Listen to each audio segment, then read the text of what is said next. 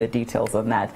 My guest actually has a very wonderful book, we'll go into that, but is the CEO of Child Protection Consult. Is Agatha Chisache Kabogo, the CEO of Child Protection Consult. Good morning. Good morning, Flavia. Agatha, I mean, first of all, I almost asked you if you had children, but our conversation went into, yes, I have children, yes. So you look good. Thank you. Yeah, so you have a book, Whispers from Heaven, Children's Devotion, and it's based on what, life skills? Yes. It has some activities, there's paint, you can color you can fill a puzzle, yes. Different things to keep the mind busy for the child. And this is for ages 5 to 15. And she says this is what, two years? This is 2 years, and the other one is coming. You have an update before yes. the end of the year. Yeah. So Agatha, I wanted you and I to discuss how to review our children during holidays. And I say our, even if I don't have a child, because we've discussed before when it comes to children, the support system is key as well. You can't just say mommy and daddy are the only ones to know what to do with the child. Exactly. If mommy and daddy are at work, somebody's with the children. If you equip them also with the right information, they'll help you. So when we're reviewing a child, you help me break it down, and you said there are 3 key points: academic, yes. behavioral, and project. Yes. Let's start with academic, which should be the obvious one. The kids are coming back from school, the school year has ended, I'm looking at the report, I'm not happy as a parent. Where do I start? Because maybe I've not been present at every turn of that report card. Thank you so much, Flavia. And I think as we review the performance of our children, we are going to have to review our performance as parents. How much did you put in? You have all this demand, but what did you put in? What are you supposed to put in? How did you support? I should pay fees. No, apart from paying fees. Yes. That's not enough. Because actually you will better review your child's performance if you were involved in their life.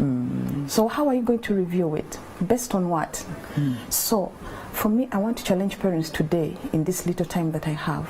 Be involved. Get involved in the child's life. Did your child write down the academic goals?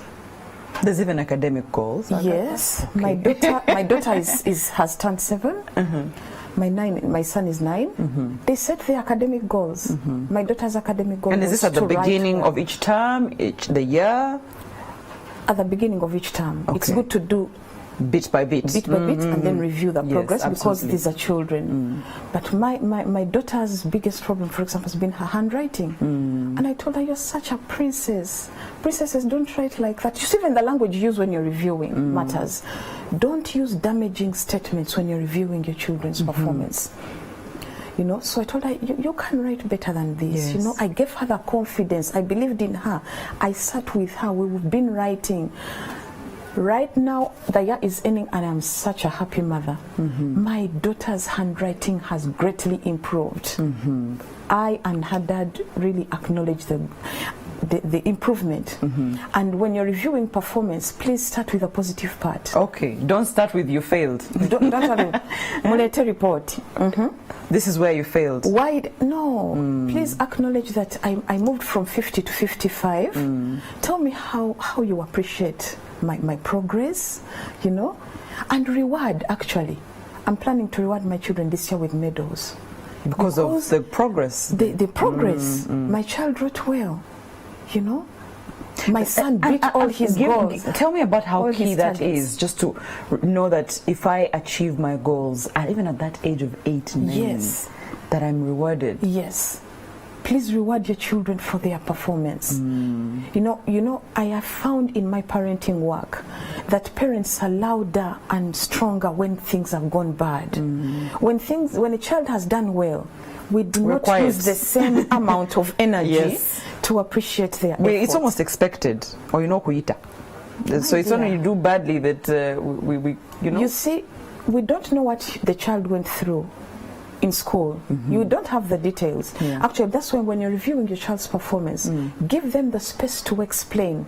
Create a friendly environment for the child to say, this and this happened, this kind of disorganized me, this, not that they should have an excuse for everything, every time, but you might hear things you've not been able to know the whole time. Yes. And you see, when you listen, you can better lay strategies. You know, like, okay, now what do we do? How do we go about this part that did not go well? Because you listen. Yeah. So reviewing the child's performance should be a friendly exercise. Okay. It should be meaningful. It should be empowering. Let a child move out of there feeling like, wow, mommy talked to us and she told me, actually, next time I can make it. Yes. You know? Sorry, that was academic, but my son has a certain behavior that I've been dealing with, and I've been giving him percentages. So he keeps checking on mommy, what percentage am I today? Oh, yeah. Like, how did I do? Then I tell him, today you dropped because I saw the same thing. Yes. This week, you've gone back to 20, and then you'll see him working hard, and then mommy, but how did I do? Because even him, he knows I have been working at this thing, so you tell me now, how am I doing? Then now you're at 60. You're improving. Like, yeah, give me a big hug, you know, that kind of thing. Key. So reviewing performance is very key for children. We don't do it only when we're doing performance appraisal. For employees, adults, even children need to be appraised yes. and felt like, okay, you're doing well. So they see here the value. You've fallen short, and you need to improve. Okay. Yes. So we're talking about this holiday season, reviewing your child. Yeah. Some of you have your children go to school and come back every day. Others, it's the holiday season, so you're picking them. And you're thinking, they have 3 weeks or 4 weeks at home. Let me just give them so many activities bagende. Not knowing maybe it's the best time to sit down with them and see what happened, what went right, what went wrong. So we've talked about academic, and I like that you said reviewing should be friendly. Yes. It shouldn't be, oh, I look forward. It should be, I look forward to being reviewed by mommy and daddy. It should daddy. be friendly.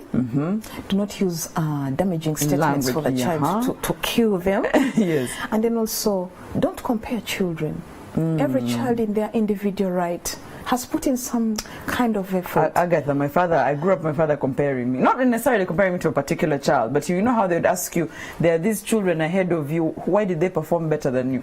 That used to be told to us growing up. Well, there's positive comparison, okay, but it's also negative comparison. Where you leave me feeling like, oh, the neighbor's child is more important. But those people have reached us. We are not important. Us will never make it because we are always being compared. Yes. Before you compare me and show me what the other people did, show me something good I did. Like, tell me about this other one thing. Like, you know what? But there's this other thing I like the way you. Yes. Yeah, you kept your pencil. You know, you didn't lose your pencil so much. You know, find something to appreciate for the child. So in academic, you're saying start with the good when you're reviewing your child. Yes. I think even appraising us where we work. That's what they they start with telling you the good, then you work your way through what did go right. Sure. Before we go into behavior and project, whose responsibility is it to review the child? That's where we have a problem today. You see, where we are today, the truth is the teacher is in the best place to review the performance of the child academically, because they have walked a journey with them. They have taught them. They know which child started where. If this child was not writing their name well, now they can write their name. Yes. If this child was not adding well, or they were slow, the teacher will best know. Because today we are living in a busy world, or we are living in a world where the child's time is different from the parents' time, and there's a lot of, and there's no space and time. By the time you're with your child, you're either tired or the child you can only spare 30 minutes and you sleep. Exactly. So we have a big problem. So I'm a parent, I've been a working busy mom, maybe I've been traveling, and then I come, how am I going to help you when I don't know where you've come from? I didn't do your homework with you, I don't know what you are struggling with. It becomes a bit tricky. But that's the reality, Agatha. That's the reality, but we have to also become real. Okay. Like, people are working, working, I know, but you see, you're losing out on a very critical time in your child's life. You're not going to remember in the future to be there for your children. Be there now. You know, I was telling parents on my page the other day that when you're involved in your child's life now, you're basically investing in your future, because you're going to need them. But who are you preparing for yourself? Yes. you know. What kind of child are you What kind of child are you preparing? Yeah, I hear preparing you. yourself? So I was saying, do not compare your children. Zero down on each child's individual strength. So if I have 4 children, Yes. each of the 4, they're all different. Yes. I can't, the same template doesn't work for child number 2, 3, and 4. No, I cannot tell my daughter, why aren't you fast like your brother? Yeah. She's slow and she's How- the way she is, and she's doing amazing things in her slowness, while the first one is doing amazing things with his being fast, you know. I hear you. Yeah. So what about the mother-father dynamic? That the father's role should be bring in the money, walk away the mother. I think should make more time. No. We've moved away from that place from a long time ago. It's not only the fathers that are providing for the home. Many women are Are also providing providing. for their homes. So it's about me and daddy. Do we have a common stand? If I'm talking, And that's with also important. That's important. Do we speak the same language when we're with our children? Or Yes. daddy is harsh, mommy is kind, or daddy is kind, mommy is harsh, and then children are beginning Shouldn't to it be prefer. that way? No. Speak Okay. the same language if you want your children to be helped better. Okay. Speak the same language. All right, Please, so yeah. there's no balance there. But so we mentioned academic behavior. I feel like behavior is going to be important because Very when we much say so. reviewing your child, a lot of people say look at the report card once you're done. Yet behavior is very important. You're raising these Exactly. children, so how they behave, how they react to things is very key. Exactly. Talk to us about that component of behavior. Now, if there is anything that is important for every child, is character. Even in the workplace, everywhere. If you don't have character, you'll not sustain yourself. That's in why I that say when place. we grew up, I say, "Ah, why yakulira wa bani ya mukuza?" Exactly. But maybe they were not told, or if they were Yes. told, maybe something has just gone wrong. But you see, for me to sit down in my son and say, this other part, I don't like the way this behavior is. The only way to know the progress on that kind of behavior is to lay a behavior goal, Okay. you know? This is how we behave. When This is how we eat. behave. This is how we behave. Yeah, exactly. This is how we see it. You know, this is how we talk to people. Behavior. You know, play behavior goals. I have behavior goals for my children here. You know, I said my behavior goals sit well. I should be able to sit well by the end of the year. I'm going to review, and really I should be. Yeah. And that sounds like a small thing. It sounds small, but this child is going to go somewhere in public and they will sit in a funny way. And the world will like, They'll look at you. His daughter or son, you know, and then how you talk to people, and then how you react, you know.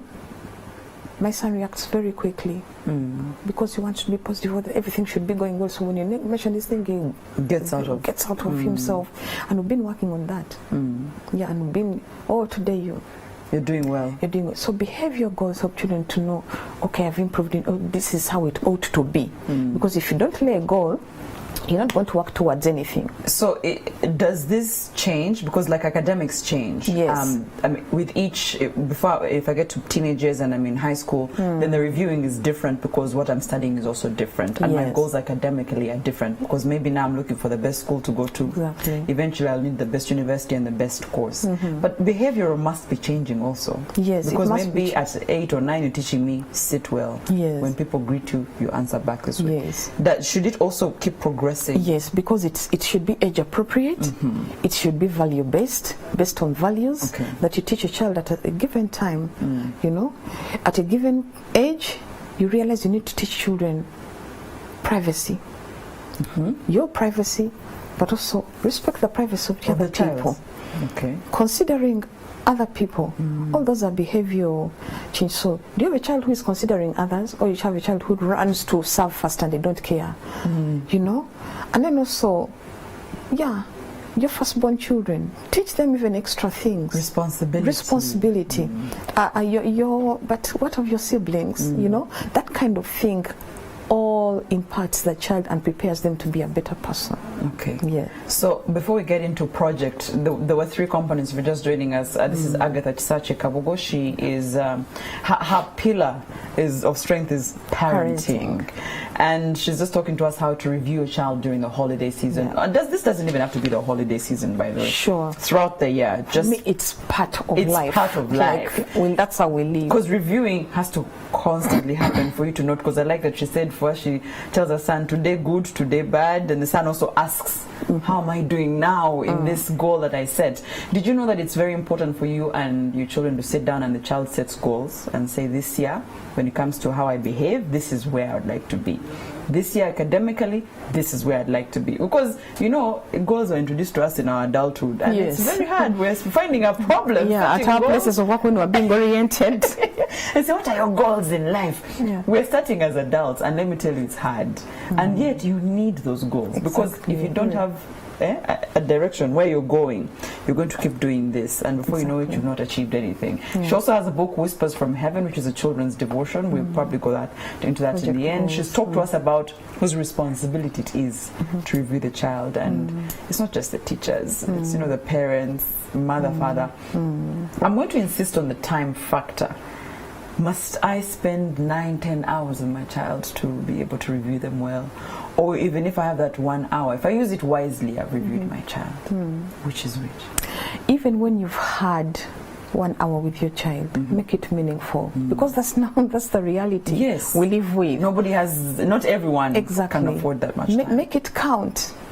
That time in the jam, make it count. Listen to an audio with your children, or let a child be reading a book for the rest, and, you know, make it meaningful. Okay, that's something to Yes, think. when you go home, there'll be a table time, a family table time. Those are things that have died, but we need to bring them bring them back, back, you yeah. know? We need to resurrect them in our homes. Because how will you... That's why I believe in project goals. Let there be something the child is doing that you can work on together. So that even when you don't have time, you kwebanja, like you I need to find a way, because we're working on this. Yeah, I need to find a way of, you know, my daughter. And you see, project goals should come from the interest of the child, Not the parent. not the parent. Okay. What is the child interested in? But also, you're not going to know what a child is interested in until you help them discover who they are. I thank God that my children have discovered who they are. I have made it a point to help them, to walk a journey with them where they discover. So my children know On who their they own. are on their own. So, like my daughter, slow, but believes in beauty, loves to do things. So, and I told her, please write down your goals. And she wrote down, who am I? I love beauty, I love children, I love fashion. And then from that we began to form an interest project. And at the beginning of this year we set out for her to begin a craft project.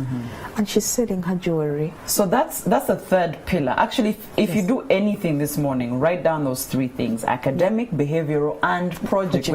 We've started discussing project. That if you have these three things, it doesn't matter the holiday season, throughout the year you can help your child. Exactly. So project, you were telling me each child, it shouldn't be all your 4 children have one project. Oh, they can work on something together, because we need to teach teamwork. Yes, that but as well. Let every Each child. individual child get a goal that suits, that aligns with their interests, that is in line with who they are. So this is not a school project. The school has told me to build something, to paint something, to draw something. This is something the child wants to do. The child is. You are giving me an example of is it your son who's done a few things? Talk to us about those projects. Yeah, I was telling you about my daughter who set out to do a jewelry project, and she has started. She's made a number of pieces. People are bought. And some how of her old pieces. is? She's made 7 now. Imagine. And my son set out to write. He's an author. Okay. Yes, he set out to. He's written about 5 books now, but he has published 1, which was his goal. To have a book published. And at what, 9 years old? He started writing when he was 5. He's written table rules when he was 5. He's written quite a number of things. He writes his little comics and what. But now he published his first book this year, and which was part of his goals. So a child should be able to set a project goal. If you know, that builds responsibility, but also in confidence in who I am. When I'm able to start on a project and I see something coming out of it, you know, I needed to do something extra about my daughter, so I attached her to a fashion and talent academy, because this all needed to come out. So mentoring is key. Mentoring is key. Find the right people for your child. You paid school fees, but what else have you done? How have you supported? Like, I want you as a parent to come to that place when you know, Motofu, I have supported my child. I have done this, my best. So actually on 15th, my child will be on the runway. Okay. But that's her interest. That's her interest. You've let her run with She's it. part of a talent academy, which has brought out that out of her. And on 15th December this month, she'll be at Chitanti on the runway doing her thing. And with her jewelry, she's going to be able to dress all the little supermodels. So I am trying to say, be involved. Have some kind of project that you're supporting your children to do. It can be an academic project, by the way. It can be a science project. Yes. Maybe your child is putting together this whole stuff and they need this, and provide, but also be there. Check on the progress. How is it doing? So, and wow them, please. We're going to talk effort. about cost, Agatha, because Yes. I know a friend of mine was telling me that her daughter constantly spoke about traveling. Said, when I go to school, my friends in the holidays tell me they've been to this country and been to that country. And the mother said, I was very sure I couldn't afford for her to travel the world. But I told her, what you do this year, if you can come back and tell me about every country that you want to go to. Pick as many countries as you want to go to, and every other week give me information about the country, the people there. And they were sort of traveling, but on paper, on books and reading, and before you knew it, she would say Mexico and tell you about people there and what they eat and what they like, and the research became her project. She said before you know, she had forgotten she had to actually be on a plane to go, but she found interest in that. So, but let's also talk about cost, because some parents are listening to and saying, Agatha, that's money. If I start investing in my child's talent and what they like, it's a cent. I think it begins with your will to help the child. Sometimes their goals, by the children's goals, are so ambitious and they are real. For them, that is it. Yes. My son believes that we can construct a house where there is an airfield on the top. There you go. So I don't have to be in the jam. Just fly your plane, Land home. That kind of, so their goals can be like that. Yes. Another child's, and their goals stem from their dreams. Another child's dream is to just see the plane because they've not seen it. When you're talking about traveling the world, for them they want to see the plane. But before they travel the world, have they traveled their country? Have they gone to the neighboring districts? Have they gone to the national parks and seen the different animals? Have they walked the long distances? Have they gone to Mbarara? Have they gone to Gulu? Have they gone to all these lovely Some of these places? children can't even walk to the market. Take them to the market this holiday. Start with something small. Start with something small. And that is I was going to share about now what can we do for the holiday. Yes. Because it's a long holiday. Some parents are like, geez, what am I going to do? They're trying to find ways to get rid of the children. Why I subscribe and put enough, so they watch all these cartoons, but what else? How else? What can we do to make the holiday meaningful? How can it be valuable? How can it go without passing? So I know that many parents are struggling with that. Yes. Yeah, but we'll be able to talk through that. Okay. Yeah. So as we're winding up, you have Whispers from Heaven. It's a children's devotion.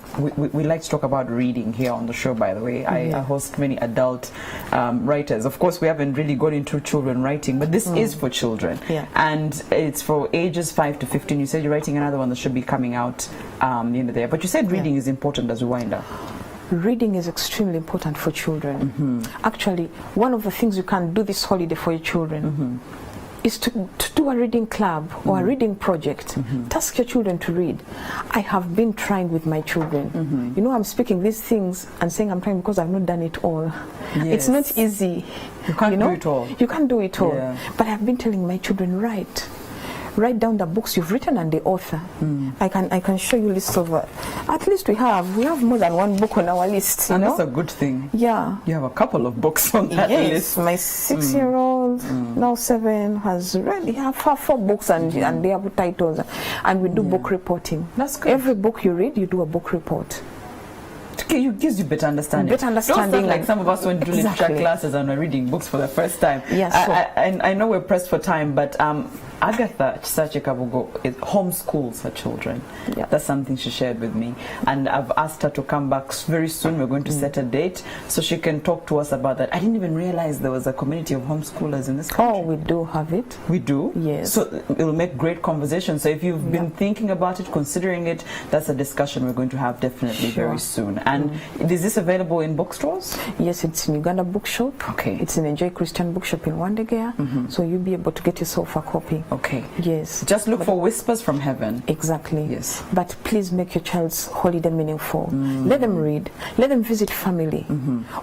Our families have died because the children are not connected to the, not visit of sleepover, but courtesy visits. Yes. It doesn't have to be sleepover. Courtesy visits. Visit family. Yeah. Do a holiday project. There are camps happening. Find a camp that is skilled, that is providing something. You don't let a child join the holiday programs. Thank you so much, Agatha Chisache Kabugo. You're coming back very soon to talk about homeschooling. Today was about reviewing your child, set goals with them, and as she said, please make their holiday meaningful. That's it for Morning at NTV. Have a good day.